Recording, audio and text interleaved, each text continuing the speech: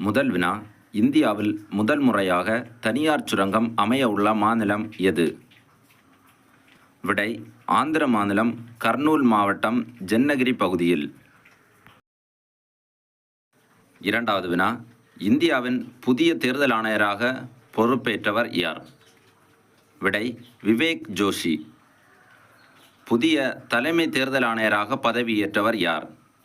விடை, ஞானேஷ் குமார். தலைமை தேர்தல் ஆணையரின் கீழ் பணியாற்றும் மற்றொரு தேர்தல் ஆணையர் யார்?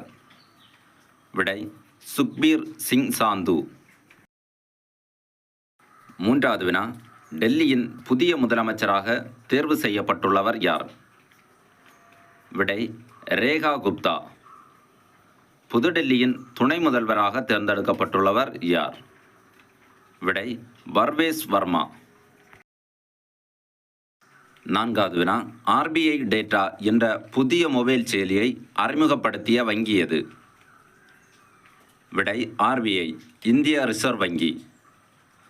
ஆர்பிஐ டேட்டா என்ற புதிய மொபைல் செயலி எதற்காக பயன்படுத்தப்படுகிறது?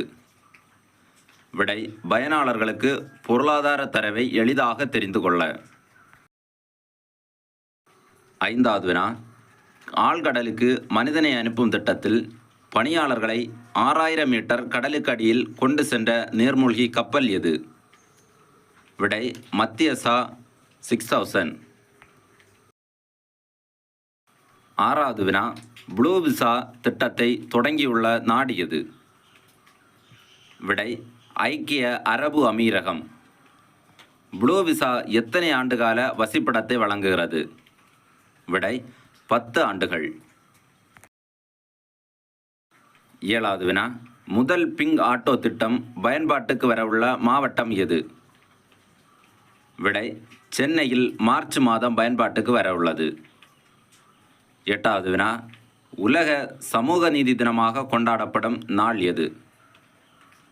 விடை, பிப்ரவரி 20. இந்தியா எந்த ஆண்டு முதல் சமூக நீதி தினத்தை கொண்டாடி வருகிறது? விடை, 2009 முதல்.